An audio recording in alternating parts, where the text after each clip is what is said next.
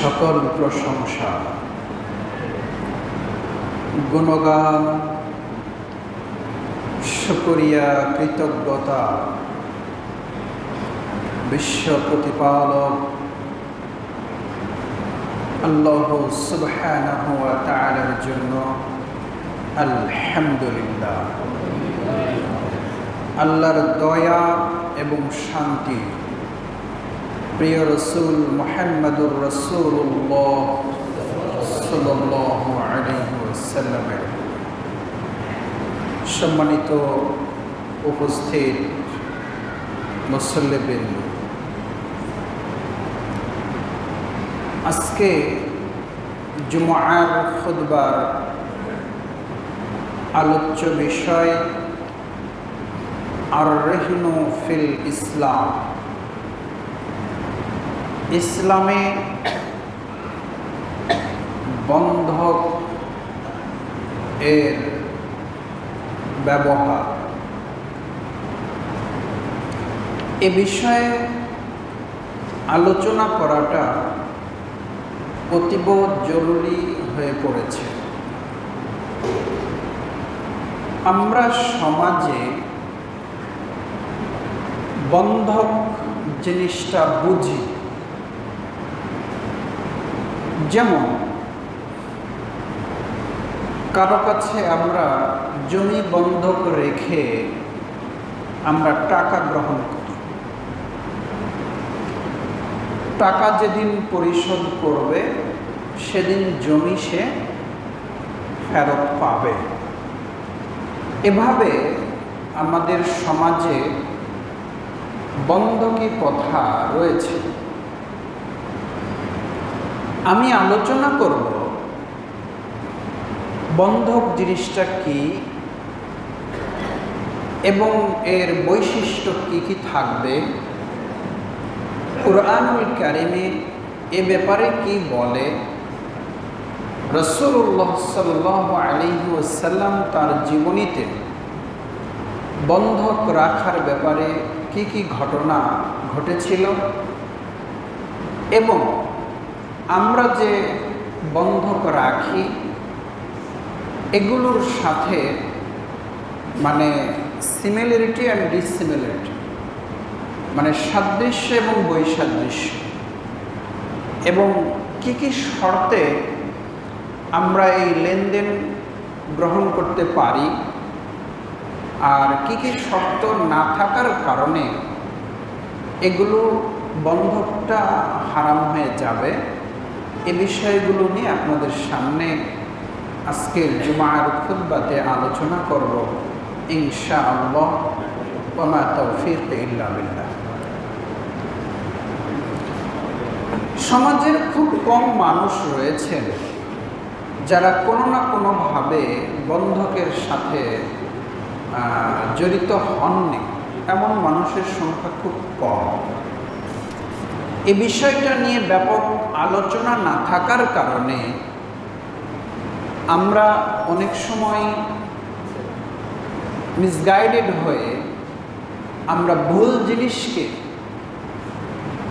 এই যে আছে না যে আমরা মানে সুদকে ইন্টারেস্টের নাম দিয়েছি, আছে না, সুদকে ইন্টারেস্টের নাম দিয়েছি, আর চোখের জেনাকে নাম দিয়েছি হলো ক্রাশ।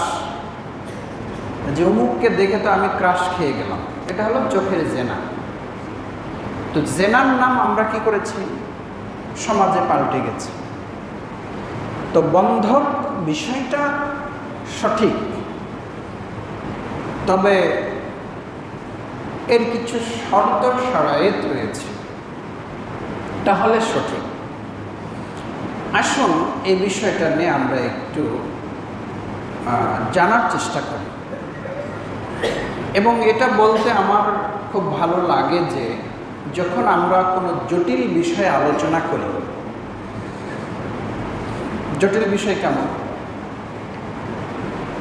বুঝতে পারছি যে সমাজের লোকজনের ভিতরে এই হারামি অথবা এই খারাপ অথবা এই নাজায়েজ কাজটা চালু রয়েছে, তারপরেও যখন আমরা দৃঢ়ভাবে যখন এগুলো উপস্থাপন করি, দেখেছি বহু মানুষ, আল্লাহর তো ভয় আছে, ইমানদার লোক তো আছে সমাজে, বহু মানুষ দেখছি আমরা, প্রমাণ আমাদের কাছে আছে, যত কঠিনই হোক ওটা ছেড়ে দিয়েছে, আত্মসমর্পণ করেছে। কোথায়?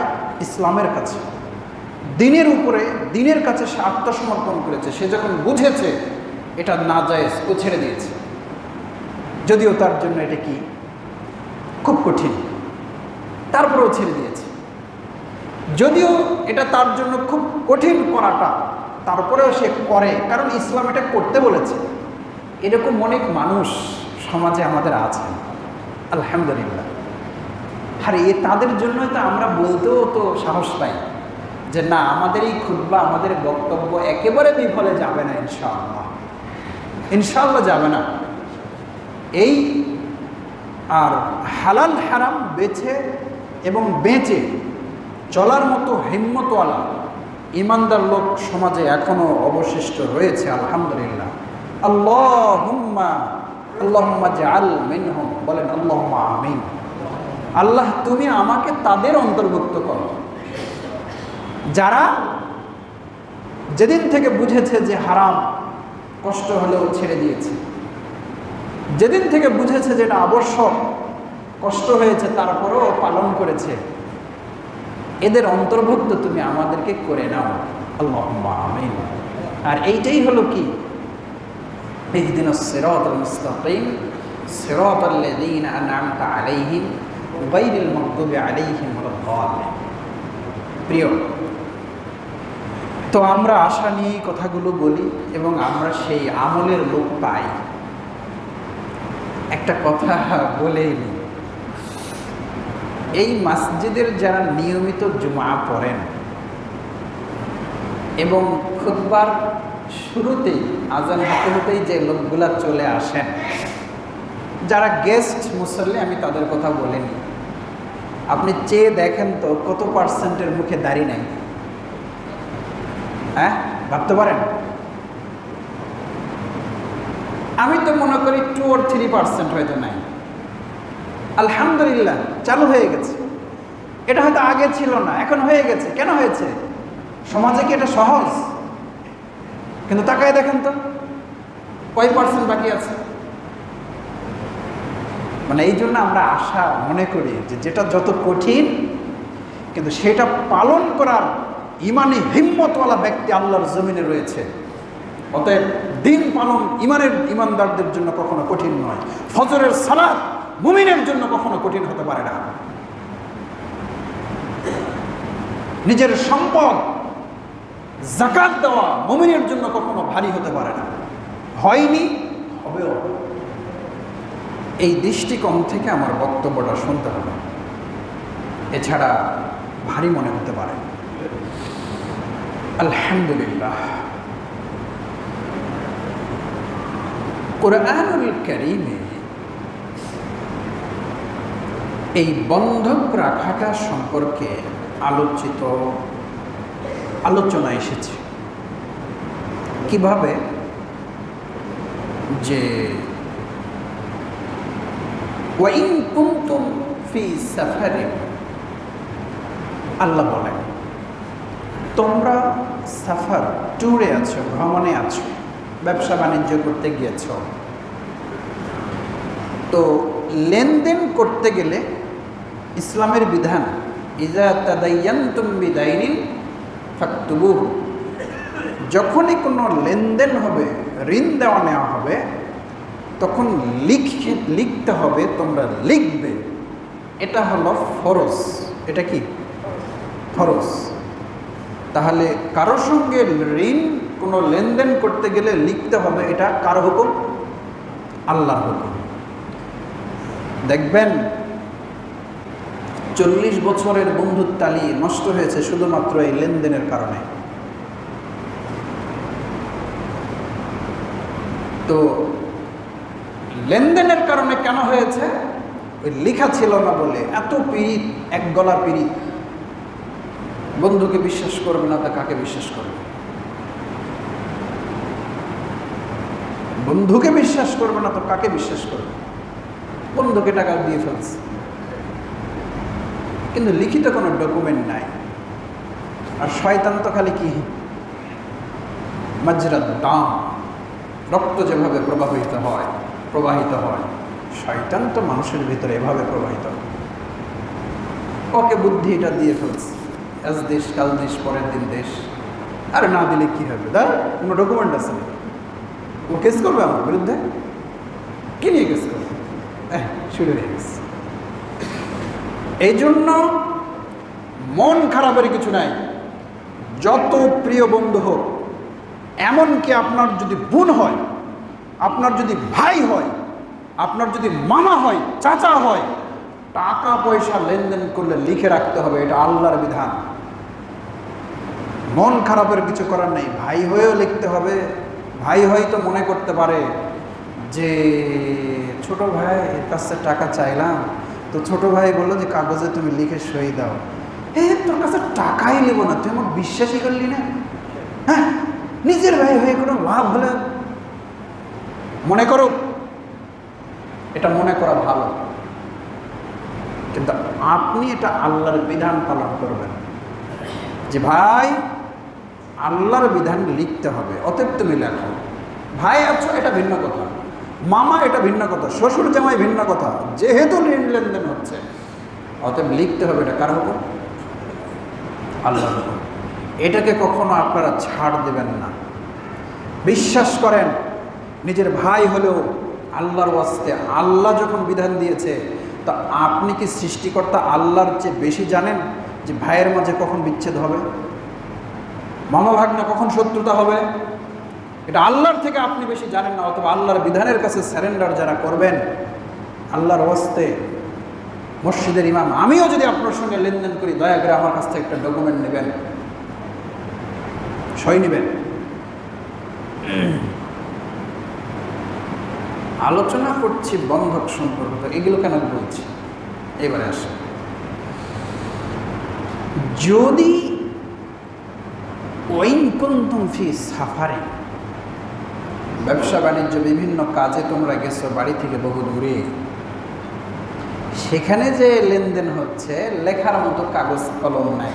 আরে এখন তো সকলের পকেটে কাগজ কলম সব জায়গায় পাওয়া যায়, কিন্তু যখন এই কোরআনের আয়াতটা নাজিল হচ্ছে সে সময় আপনার কলম, আপনার কাগজ এত সহজলভ্য কি?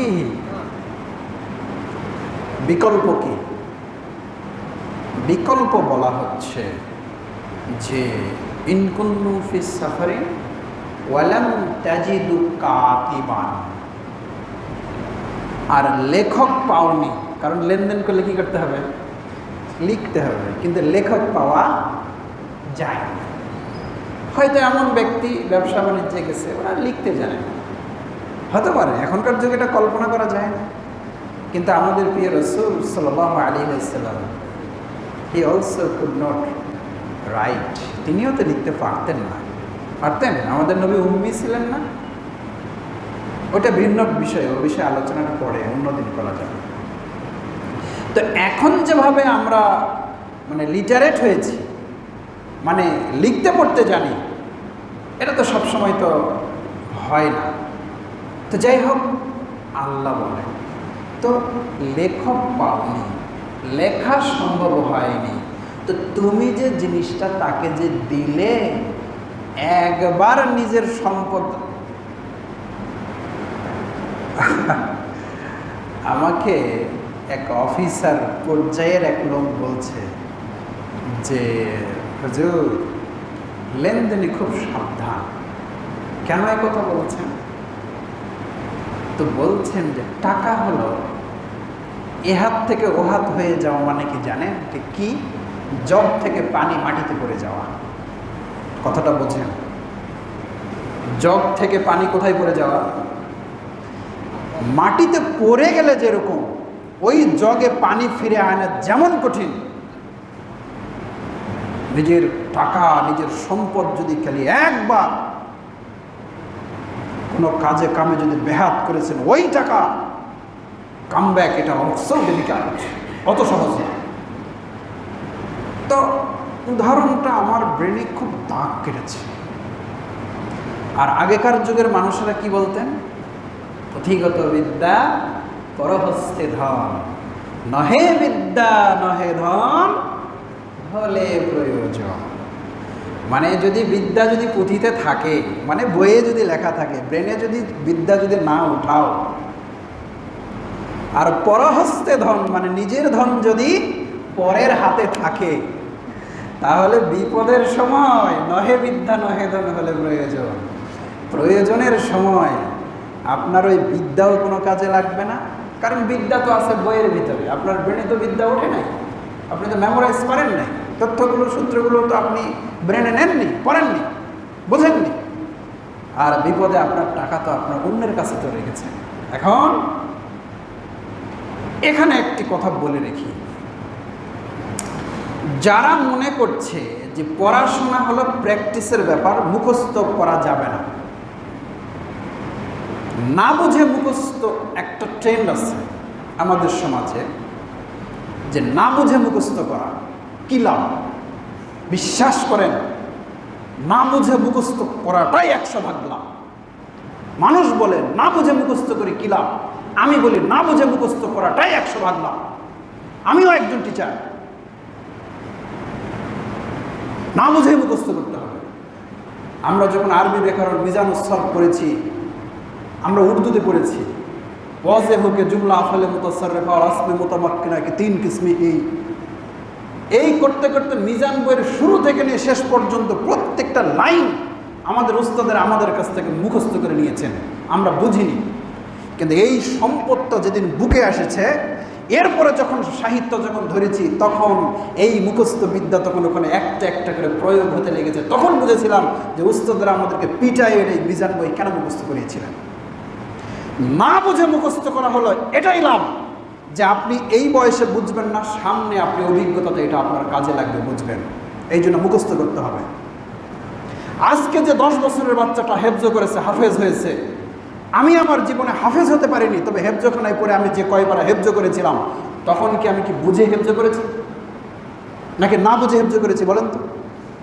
আমি না বুঝে হেফজ করেছি। তারপরে যখন কিতাবপত্র করলাম, এখন আমার আফসোস হচ্ছে, ইস, কোরআনটা যদি আমি হেফজ করে নিয়ে যদি এই আলেমটা হতে পারতাম, তাহলে কোন আয়াত কোন জায়গায় কি মিনিং, কি তাফসির, কি বক্তব্য এত সুন্দরভাবে আমি দিতাম। আমি কেন অল্প কয়েক পারার হাফেজ হলাম, আমি কেন পুরো কোরআনের হাফেজ হলাম না? এখন আমি আফসোস করি।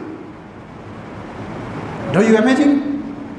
আপনি ভাবছেন, আপনি আমার সঙ্গে একমত হন যে না বুঝে বাচ্চাদেরকে কি করাতে হবে? মুখস্থ করাতে হবে। এটাই একদিন কি হবে, তার জন্য সুফল বয়ে আনবে।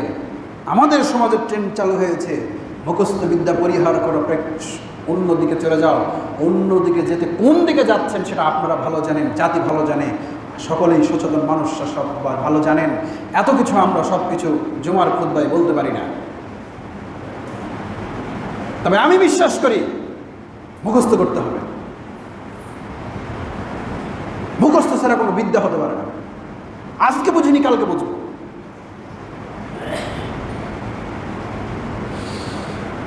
তো বলছিলাম কি যেন, পুঁথিগত বিদ্যা পরহস্ত ধন, নহে বিদ্যা নহে ধন হলে প্রয়োজন। এই যে যেমন পূর্বে লোকেরা যেমন বলেছেন যে পরহস্তে ধন, পরের হাতে ধন গেলে যেরকম উপকার আসবে না, এই এই এই বিদ্যা যদি পুঁথিতে থাকে, মেমোরিতে যদি না আনে, তো কাজে আসবে না। এই কথাটা পূর্বের লোকেরা বলে গেছে। আপনারা কোরআন হাদিস না বুঝলেও এটা অন্তত বোঝেন যে মুখস্থ বিদ্যা লাগবে, এতটুকু অন্তত বোঝেন। আমার মূল আলোচনায় আমি ফিরে আসি। তো সফরে আছে, তো নিজের কোনো প্রয়োজনের লেনদেন করতে হচ্ছে, কিন্তু লেখক পাওয়া গেল না। প্রমাণ হিসেবে, ডকুমেন্ট হিসেবে তুমি তার কাছ থেকে ফারিহানুন মাকবুদাতুন, তার কাছ থেকে একটা বন্ধক, একটা সম্পদ, সেটা যেটা হলেই হোক, যেন এর পরিচয়, বন্ধকের পরিচয় কি জানেন? যে এটা আমার কাছে থাকলো, এর বিনিময়ে আমি তোমাকে এটা দিলাম, এতদিনের ভিতরে তুমি যদি এটা ফেরত দাও, তাহলে আমি তোমাকে এটা ফেরত দেব। আর এতদিনের ভিতরে যদি ফেরত না দাও তাহলে এই জিনিসটা আমার হয়ে যাবে। যেটা কি রেখেছি, বন্ধক রেখেছি, এই জিনিসটা কার হয়ে যাবে? এখন আর বন্ধক হিসেবে থাকবে না, মালিকানা এখন আমার, আমি এটা খেতেও পারি, বিক্রিও করতে পারি। এটার নাম হলো বন্ধক। তো লেনদেন হয়েছে সফরে, লেখার কেউ নাই, লেখার সুযোগ নাই, তো তুমি একটা বন্ধক রাখো ডকুমেন্ট হিসাবে, তোমার কাছে ওর জিনিস থাকবে, তুমি এটা নিজ দখলে রাখো। এটাকে বলছে রিহান মাকবুদাতুন, কুরআনুল কারীমের পরিভাষা, যে বন্ধকটাকে তোমার নিজের কবজায় রাখো। কবজায় রাখা বোঝেন? হ্যাঁ, নিজের জিম্মায় রাখো। যেদিন ওই লেনদেন হয়েছে পরিশোধ হবে, নিয়ে যাবে। পরিশোধ হবে না, এটা আপনার মালিক হয়ে গেল। বাকিতে বিক্রি, বাকিতে বন্ধক রেখে বিক্রি। আন আয়েশা রাদিয়াল্লাহু তাআলা আনহা ক্বালাত, আয়েশা রাদিয়াল্লাহু তাআলা আনহা বলেন যে আন্নান নবী সাল্লাল্লাহু আলাইহি ওয়াসাল্লাম ইশতারা তাআমান মিন ইয়াহুদিয়্যিন ইলা আজালিন ফারাহানাহু দিরআহু মিন হাদিদিন, রাওয়াহুল বুখারী ওয়া মুসলিম। আম্মাজান আয়েশা রাদিয়াল্লাহু তাআলা আনহা বলেন যে রাসূলুল্লাহ সাল্লাল্লাহু আলাইহি ওয়াসাল্লাম খাদ্য কিনেছিলেন এক ইহুদির কাছ থেকে। কার কাছ থেকে? হ্যাঁ, এক ইহুদির কাছ থেকে খাদ্য কিনেছিলেন। তো তিনি ইলা আজালিন, একটা মেয়াদ নির্দিষ্ট করেছিলেন যে এত দিনের ভিতরে আমি তোমাকে মূল্য পরিশোধ করব, মানে বাকি খাদ্য কিনেছিলেন। তাহলে বাকি খাদ্য কিনছেন কার কাছ থেকে? ইহুদির কাছ থেকে। ক্রেতাকে? ক্রেতাকে রাসূল সাল্লাল্লাহু আলাইহি ওয়াসাল্লাম। নগদে না বাকি? বাকি।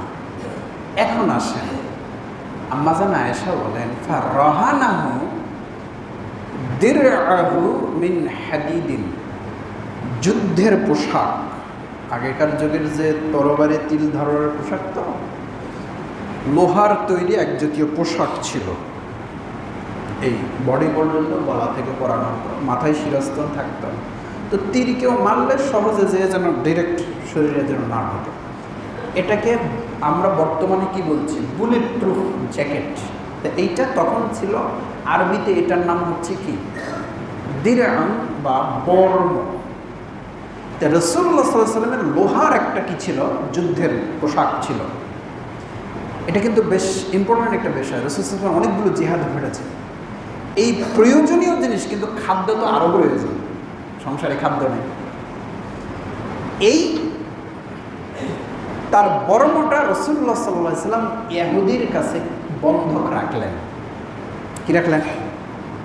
বন্ধক রাখলেন। কি শর্তে? এই তারিখের ভিতরে আমি যে তোমার কাছ থেকে যে খাদ্য নিয়েছি এটার দাম দেব, আর দাম দিলে বর্ম আমি ফেরত দেব। আর যদি আমি দাম দিতে ব্যর্থ হই তাহলে এই বর্মের মালিক কাছ থেকে কি হয়ে যাবে? সে হয়ে যাবে। তার মানে বোঝা গেল কোরআন এবং হাদিসে এই বন্ধক রেখে লেনদেন করার যথেষ্ট উদাহরণ রয়েছে। সুতরাং এটা একটা জায়েজ পদ্ধতি, এটা একটা জায়েজ এবং ভালো পদ্ধতি। এখানে একটা কথা বলি, হ্যাঁ, মানুষ, আচ্ছা আপনার সঙ্গে আমার দ্বিমত থাকতে পারে, তাহলে কি মিথ্যে কথা বলতে হবে আপনার বিরুদ্ধে? হ্যাঁ, অন্যায় কথা বলতে হবে আপনার বিরুদ্ধে? এটা কাদের স্বভাব? এটা তো ইহুদিদের স্বভাব। এটা কাদের স্বভাব? কোনো আপনাদের ভিতরে যেন এই বদ স্বভাব যেন না আসে, এবং আমার ভিতরেও যেন না আসে, বিশেষ করে আলেমদের যেন না আসে। আমি তো ভয় পাই, যে দুঃখ লাগে আমরা যখন আলেম ওলামা যখন কথা বলি, ভিন্ন মত থাকতেই পারে, কিন্তু দরদ দিয়ে বোঝানোর চেয়ে খারাপভাবে গালিগালাজ করে আমরা জিততে চাই, এটা যে কত বড় হীন মানসিকতা সম্পন্ন ব্যক্তিত্বের পরিচয়। আমি আলেমদেরকে অনুরোধ করব, আপনি ভিন্ন মত হতেই পারেন, কিন্তু ইন্নাকা লা তাহদি মান আহবাবতা, আপনি কি চাইলে একজনকে আপনার মতে নিয়ে আসবেন? রাসূল সাল্লাল্লাহু আলাইহি ওয়াসাল্লাম তার চাচা আবু তালেবকে পেরেছিলেন? চেষ্টা কি কম হয়েছিল? দরদের তো কমতি ছিল না। আপনি সেই জায়গায় কাজ করবেন, হলো না হলো, মানলো না মানলো, এই দায়িত্বটা আপনার না। এই দায়িত্বটা আপনার কে দিছে? এখানে একটা গুরুত্বপূর্ণ কথা আমার বলা প্রয়োজন। মনে করেন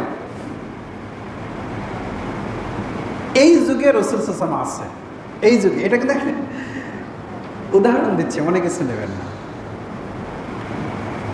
তো রাসূল সাল্লাল্লাহু আলাইহি ওয়াসাল্লাম, আমি যে হাদিসটা বলবো এটা কিন্তু সহিহ হাদিস। এক ইহুদির কাছে গেলেন, তার মানে ইহুদির কাছে গেছে, প্রয়োজনে বসছে, প্রয়োজনে কথা বলছে, তার কাছ থেকে খাদ্য নিছে, তার নিজের বর্ণ তাকে দিছে। সময় লেগেছে না লাগে নাই? লেগেছে না? যদি খালি ভিডিও থাকতো, ছবি ওঠানোর যদি সুযোগ থাকতো, তাহলে তো আমাদের নবীকে আপনারা ইহুদিদের দালাল বানিয়ে দিতেন গো। ইয়া উলিল আলবাব, ও হে জ্ঞানী সম্প্রদায়, আল্লাহকে ভয় করবেন। কারণ রাসূল কার সঙ্গে লেনদেন করছে? ইহুদির সাথে। হালাল না হারাম? হালাল একটা। এখন আপনি প্রশ্ন উঠাইতে পারেন, রাসূলের কি আর সাহাবী ছিল না? মুসলমান কোনো কি সাহাবীর বাড়ির খাদ্য ছিল না? তো তাদের কাছ থেকে না দিয়ে ইহুদির কাছ থেকে খাদ্য নিতে হবে? ও তো ইহুদির দালাল। নাউযুবিল্লাহ, আস্তাগফিরুল্লাহ। মানে আমি এই কথাটা দুঃখ করে কেন বলছি জানেন? আমাদের এক আলেম এর সাথে একজন আলেম, উনি এক প্রতিষ্ঠান চালান, পার্শ্বে একটা খ্রিস্টান কলেজ আছে, আমি নিজে দেখে এসেছি, এই 1 কিলোমিটারের ভিতরে। তো খ্রিস্টান কলেজের প্রিন্সিপাল এই ভদ্রলোকের সাথে কি চেয়েছেন? দেখা করতে চেয়েছে। আচ্ছা, দেখা করাটা কি হারাম বা নাজায়েজ? দেখা করতেই পারেন, তাকে ইসলামের দাওয়াতও দিতে পারেন। কি বুঝলেন? একজন ওই বৈঠকের ছবি উঠেছে, ছবি উঠে ফেসবুকে দিয়ে বলছে, তোমরা ওর কথাতে লাফাও, তো ইহুদিদের দালাল, এই যে খ্রিস্টানের দালাল, খ্রিস্টানের সঙ্গে মিটিং করতেছে। আল্লাহকে ভয় করবেন? একজন মানুষ খ্রিস্টানের সঙ্গে লেনদেন করা, ইহুদির সঙ্গে লেনদেন করা, বৈঠক করা মানেই যে সে ইহুদির দালাল। সে আমার ফতুয়ার সে অন্য ফতুয়া দেয় বলে, আমার যে প্রভাব সমাজে বেশি বলে তার ইজ্জতকে আপনি হানি করতে চাচ্ছেন। আল্লাহ যদি কাউকে সম্মান দেন, আপনি কি সম্মানকে নষ্ট করতে পারবেন? আপনি এইটা কেন বললেন? আপনি আলেম হয়ে এটা এই ছবিটা দিয়ে আপনি কেন বললেন যে এই যে এই লোক ইহুদির সঙ্গে কি করতেছে? তাহলে এই দৃশ্যটা, আমি যে হাদিসের যে ছবিটা দেখালাম, তাহলে এটা কি হবে? রাসূল সাল্লাল্লাহু আলাইহি ওয়াসাল্লাম এটা কি হবে? আমি মাঝে মাঝে দুঃখ করি যে মানুষের প্রতি ফতুয়াগত বিভিন্নভাবে বিদ্বেষ থাকতে পারে। এত হিংসা থাকা উচিত নয়, মিথ্যা কথা বলতে হবে না। আপনি যাকে ইহুদির দালাল বলছেন, সে যদি ইহুদির দালাল না হয়, আপনি তো জানেন এই গালিটা আসমান জমিনে ঘুরতে ঘুরতে ঘুরতে ঘুরতে একসময় কার উপর এসে পড়বে। না হোক কেউ যদি কাউকে গালি দেয়, এই গালিটা উঠে শেষে কার উপর পড়বে? যে গালিদাতা তার উপর পড়বে না? আল্লাহকে ভয় করবেন। বলার কিছু নেই, ভিন্ন মত থাকতেই পারে, কিন্তু তার চরিত্র হননে নামার তো সুযোগ নেই।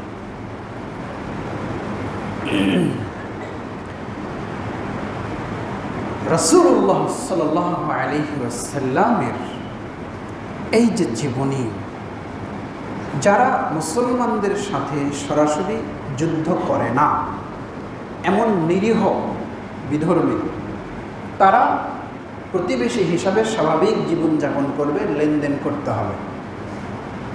আপনার প্রতিবেশী যদি কোনো নন মুসলিম থেকে থাকে, আপনার প্রতিবেশী হিসাবে তার বাড়িতে আগুন লাগলে আপনাকে নেভাতে যেতে হবে। কোথায় এক হিন্দুকে ধরে মেরেছে, এক মুসলমান হিন্দুকে মেরেছে বলে আপনার প্রতিবেশী হিন্দুকে আপনি মারবেন, আল্লাহকে ভয় করবেন, ইনি তো অপরাধ করেন নাই।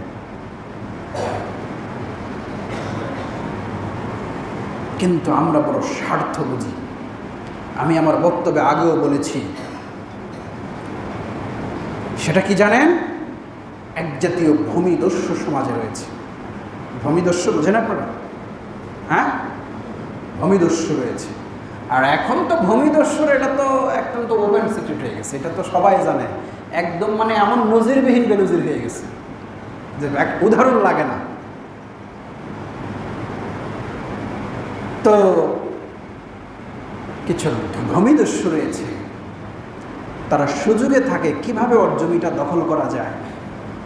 তখন সুযোগ পাইছে যে অমুক জায়গায় তো মুসলমান ভারতে বা কোথাও মেরেছে, এই সুযোগে এই অজুহাতে প্রতিবেশী ওদের কিছু দোকান আছে, জমি আছে, এদেরকে এই সুযোগে কি করে মার ধর, বাড়িতে আগুন লাগা, এই হিন্দুরা খারাপ দিয়ে মিছিল টিছিল তৌহিদি জনতার ব্যানারে কিছু আহাম্মক কিছু লোক আছে, বেটারা বোঝে না, কিছু ভূমিদস্যু লোকেরা বলে আমাদের মুসলমানদেরকে মারতেছে, আমরা যদি প্রতিবাদ না করি আমাদের ইমান কোথায়, এই বলে মসজিদের নামাজ থেকে বের হয়ে কিছু মুসল্লিকে হাজির করেছে, মিছিল করতে করতে যাচ্ছে হিন্দুরা, যাই কি করবে মারে চুরে ওদেরকে তাড়াইতে জমি দখল করবে। ও কিন্তু সাথে নিচে তো ওই জনতাকে, এই বোকা লোকেরা বোঝাও না যে আমি কেন ওদের পিছনে যাচ্ছি। ইমানের জোশ শুরু হয়ে গেছে, আবেগী বাংলাদেশি, আবেগী জাতি।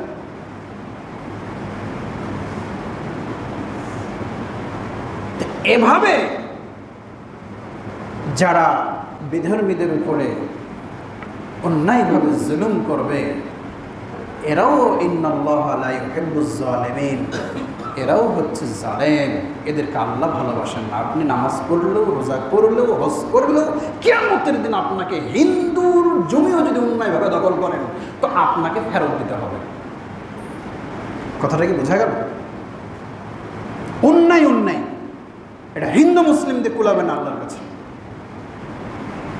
সে মুসলিম হয়নি বলে জাহান্নামে যাবে সেটা ভিন্ন কথা, কিন্তু আপনার সাথে মামলাতে আপনি যদি জুলুম করেন, আপনি হাজী সাহেব হলেও, জালেম হলেও আল্লাহ আপনাকে বিচার ঠিকই করবেন। জুলুমের আল্লাহ বিচার করবেন। সম্মানিত শুধু আলোচনা করছিলাম কি বিষয়? বন্ধক সম্পর্কে। তাহলে বন্ধক জিনিসটা ইসলামে গুরুত্বপূর্ণ একটা বিষয়। এখন আসেন বন্ধকের যে বৈশিষ্ট্য, এর ভিতরে বৈশিষ্ট্যগুলো কি পাওয়া গেল? একটা সুনির্দিষ্ট মেয়াদ থাকবে, বুঝতেছেন? একটা সুনির্দিষ্ট মেয়াদে বন্ধক রেখেছিলেন, আর টাকা মূল্য পরিশোধ করতে না পারলে বন্ধককৃত জিনিসটা তার মালিকানা হয়ে যাবে। তার মানে যতটুকুন জিনিস সমপরিমাণ, একবারে তো হুবহু মিলবে না, মোটামুটি যেন মূল্য কাভার করে এরকম জিনিস বন্ধক রাখতে হয়। দিতে পারলে দিবে, না হলে জিনিসটা আমার। 10,000 টাকা ধার নিচ্ছে, নাও তাহলে তোমার মোবাইলটা দিয়ে যাও, 10,000 টাকা মোবাইল। টাকা দিলে মোবাইল পাবা, না দিলে মোবাইল পাবে না, ফুরে গেল। এই যে এটা গুড, এটা কিন্তু রাইট আছে, ঠিক আছে। মূল্যের সাথে বন্ধকের মিল থাকতে হবে, মূল্যের সাথে বন্ধকের মিল থাকতে হবে। এখন আসেন, 1 লক্ষ টাকার বিনিময়ে আমি যে জমিটা বন্ধক নিলাম, ওই জমিটা যদি কোনো কারণে, যদি এখন বন্ধক, যেহেতু আর বন্ধক হলে কিন্তু কি নির্দিষ্ট মেয়াদে বিক্রি করার অধিকার রাখে, তো নির্দিষ্ট মেয়াদে যদি টাকা ফেরত দিতে না পারেন, তাহলে ওই জমিটা বিক্রি করার অধিকার কি দেওয়া হয় আমাদের সমাজে? তাহলে বোঝা গেল বন্ধকের সিস্টেমে, আমাদের সিস্টেমে এখন করছে কি পড়ে না, এখন একটু বুঝতে হবে। 2, ওই জমিটার দাম কি, আপনি যদি 1 লক্ষ টাকা নেন 1 বিঘার উপরে, তাহলে ওই জমিটার দাম কি 1 লক্ষ টাকা? আমার মনে হয় 50 লক্ষ টাকা। হ্যাঁ, জমিটা বিক্রি করলে কত টাকা পাওয়া যাবে? 50 লক্ষ টাকা পাওয়া যাবে, ধরে নিতে পারেন আপনারা। তাহলে 1 লক্ষ টাকা নিয়ে 50 লক্ষ টাকার বন্ধক, এটা কি তাহলে হলো? আবার দেখেন, এইটা তো আছেই, আমাদের তো আরো অন্যরকম হয়ে গেছে। আমাদের সমাজে এরকম আছে, আপনাদের এখানে আছে কিনা জানি না। এক ভদ্রলোক কি করেছে, জমি একজনের কাছে রেখেছে, ওটা বলার আগে আরেকটা কথা বলি। তাহলে বন্ধকের জিনিস কার কাছে থাকবে? যে টাকা দিয়েছে তার জিম্মাই থাকবে। কোরআনে কি বলছে? ফারিহানুহু মাকবুজাতুন, বন্ধকটা তোমার দখলে রাখো। আর আমাদের সমাজে যার জমি তার কাছেই থাকে। কি? যার জমি তার কাছেই থাকে। তার মানে টাকা আপনি দিলেন, তাহলে তো জমিটা তো আপনার কাছে থাকার কথা। এটা তো কোরআন বলছে যে জমি আপনার কাছে থাকবে। তার মানে এখানেও বোঝা গেল যে এর সাথে কি মিল, আমাদের সমাজের প্রচলিত নিয়মের সাথে মিলছে না। শেষ কথা বলে আজকের যেটা খুতবা শেষ করব, যে আমাদের সমাজে আমার এলাকায় এক লোককে দেখেছি, ওই এক জমি 5 ব্যক্তির কাছে রেখেছে।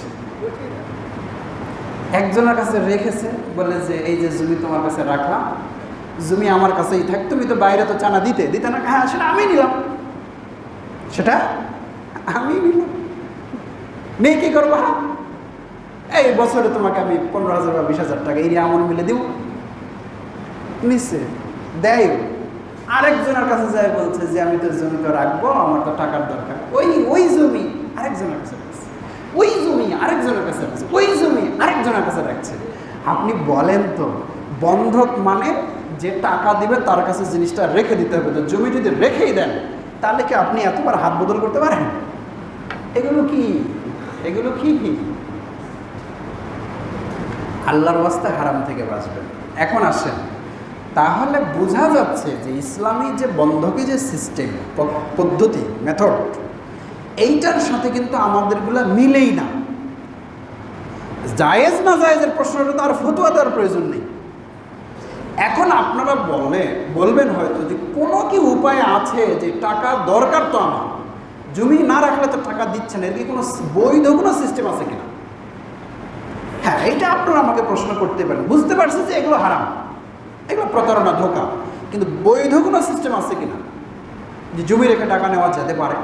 তো হারাম না, বৈধটা কোনটা, এইটা ইনশাআল্লাহ আপনাদের সামনে আমরা বলার চেষ্টা করব।